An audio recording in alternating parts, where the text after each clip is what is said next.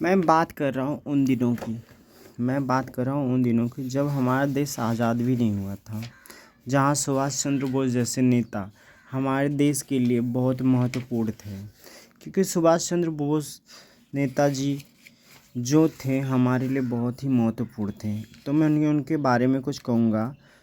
उस दिन की बात जब आज़ादी के लिए लड़ रहे थे, 6 जुलाई 1944 की बात है, जब उन्होंने पहली बार रेडियो पे कॉन्फ्रेंस करते हुए बोले कि आप लोग हमें फुल सपोर्ट करें, मतलब मेरे लिए आप लोग आज़ाद करना चाहते हैं।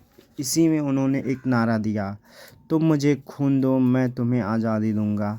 और ये नारा बहुत ही फेमस हुआ, जिससे ये जो बता रहा हूँ कॉन्फ्रेंस जो हो रहा था ये यहाँ से नहीं हो रहा था। इनका जो स्टेशन था मरियाम, वहाँ से ये कॉन्फ्रेंस कर रहे थे, मरियाम से कॉन्फ्रेंस कर रहे थे फ्यूचर। फिर इन्होंने जो देखा, ये वो उसका क्या नाम था कि हम आखिर भारत की स्वतंत्रता के लिए अखंड खड़े रहेंगे। और उन्होंने खड़े हुए और वो राष्ट्रपति पिता से यानी गांधी जी से उन्होंने यही आशीर्वाद लेते हुए उन्होंने प्रेरणा लिया और उन्होंने अपने देश के लिए लड़ाई लड़ते लड़ते बहुत सारे लड़ाइयाँ लड़े, जिसमें उन्होंने बहुत ही अपनी हिंद सेना जो थी उनकी आज़ाद हिंद सेना हिंद उसको बहुत ही बढ़ाया। और भारत के लोगों ने उनको बहुत ही सपोर्ट किया सुभाष चंद्र बोस को।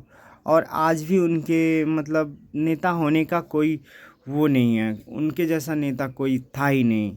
और इस देश को ऐसे क्रांतिकारियों को ही ज़रूरत था, न कि यहाँ देश के सारे नेता एक जैसे होते हैं। मगर हमारे क्रांतिकारी भाई नेता लोग अलग थे, क्योंकि वो देखा जाए सुभाष चंद्र बोस जी बहुत ही महान नेता थे। उन्होंने अपने आज़ादी के लिए अपने जान की आहुति देते हुए उन्होंने अपने जान को कुर्बान कर दिया और वो एक अच्छा स्वराज बना के दिया।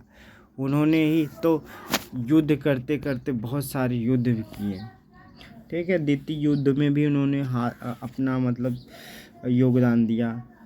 हिंद फौज के लिए जो जन धन का सेवा मतलब उन्होंने अपने लिए मांगे कि जन धन